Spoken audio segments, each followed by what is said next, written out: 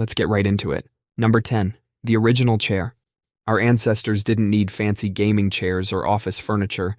They could just drop into a deep squat and hang out there for hours. In many parts of Asia and Africa, people still do this today. You'll see grandmas in Vietnam squatting while they cook entire meals, or construction workers in India taking their lunch break in a perfect squat position. But most of us in the West try this, and our ankles scream, our knees crack, and we fall backwards like a drunk penguin. This deletion starts happening when we're kids. Watch a toddler. They can squat perfectly for hours while playing with their toys. But then we start sitting in chairs all day at school, and our bodies forget how to do what they're literally designed to do. It's like having a Swiss Army knife, but forgetting how to open all the tools except the bottle opener. Number 9. Fearless social making friends. Remember being 5 years old at the playground? You'd spot another kid and think, hey, they exist. We're gonna be best friends now. And just like that, instant friendship achieved. No awkward small talk. No anxiety about coming off weird. Just pure wanna-play energy.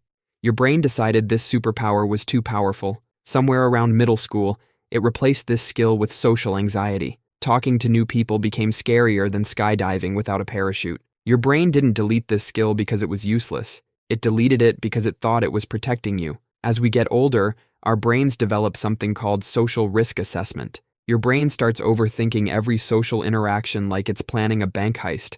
Some people never lost this skill. You know that one friend who can talk to anyone?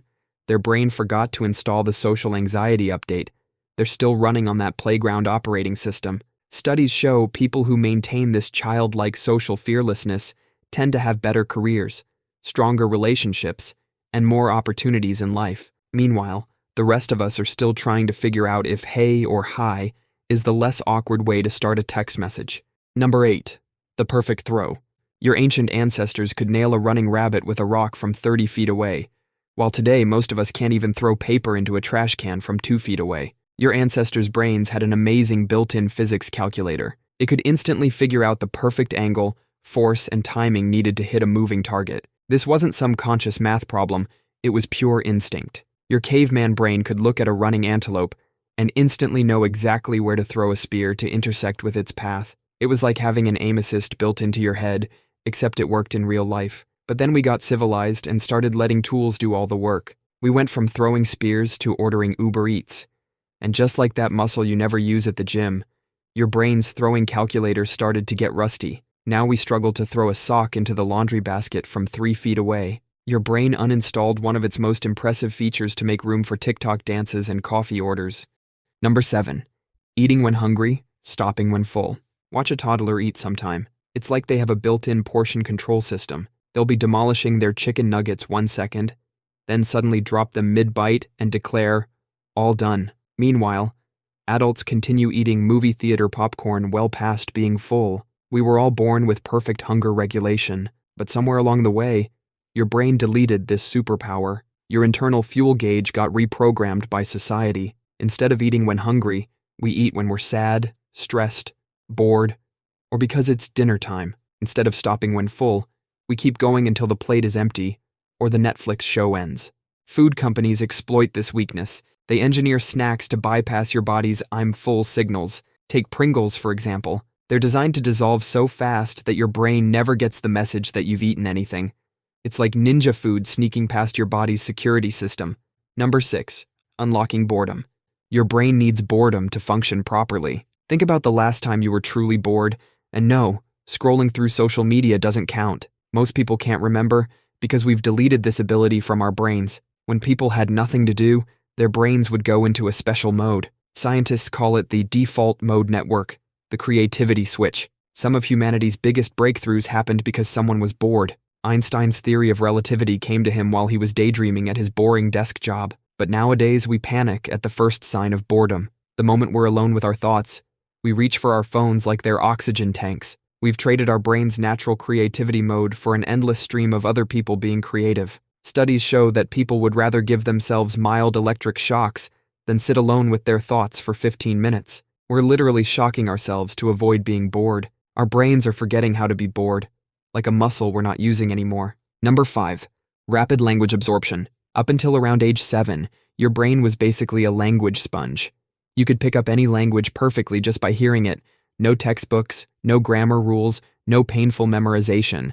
Just pure absorption, like downloading a language straight into your brain. But then your brain deleted this ability. It's like your brain was running low on storage space and decided you probably won't need to learn new languages anymore. This deletion happens to everyone, everywhere. Around age 7, that language learning superpower gets wiped from your brain like old files from a hard drive. Scientists think this happens because your brain needs to specialize. Your brain had to choose between keeping magical language learning powers or developing other complex skills. This is why people who learn a second language after this critical period almost always have an accent. Your brain literally cannot process certain sounds anymore if you didn't learn them early on. While you struggle with Duolingo Spanish for years, your 3-year-old cousin can learn Chinese just by watching cartoons. You used to have that same power. You just got nerfed by your own brain. Number 4, the unbreakable focus. Back in the day, humans could maintain laser-sharp focus for ridiculous amounts of time.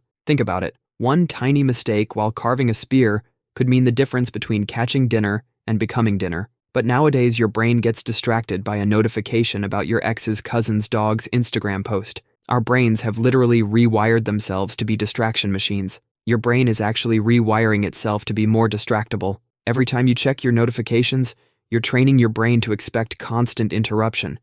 It's like having a hyperactive squirrel in your head, always looking for the next shiny thing. Companies are engineering their apps to hijack your focus. They employ teams of psychologists to make their notifications as irresistible as possible. Your brain never stood a chance against an army of PhDs working to turn you into a notification junkie. Studies show that just having your phone in the same room, even if it's turned off, reduces your cognitive capacity. Your brain is constantly running a background process waiting for notifications. Number 3, the default posture.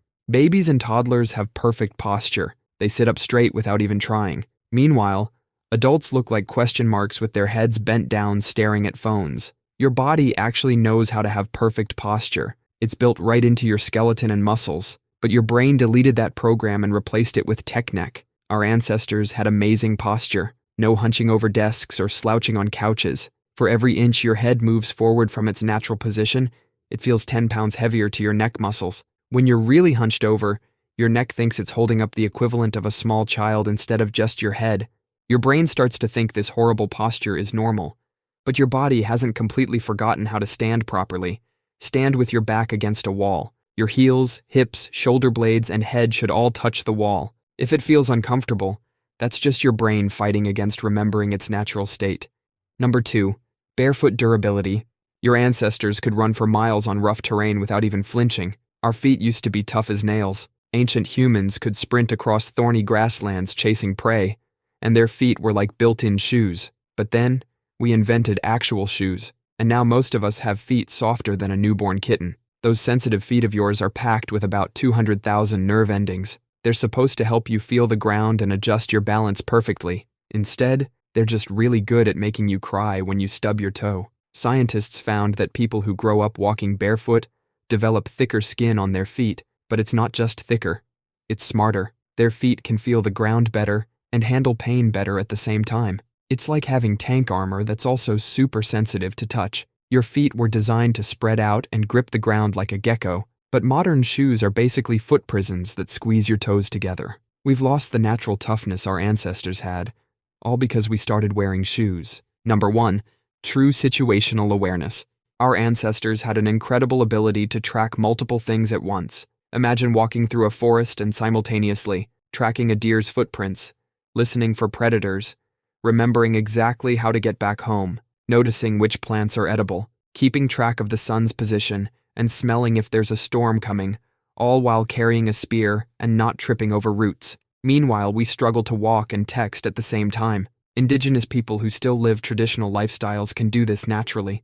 They'll notice tiny details like a single bent grass blade that tells them a snake passed by hours ago, or they'll smell the air and know exactly when it's going to rain. Meanwhile, we need an app to tell us it's raining while we're standing in the rain. This skill got lost because our brains adapted to a world where it's not needed for daily survival. Why bother developing amazing awareness skills when you can just order pizza from your couch? That's all for today.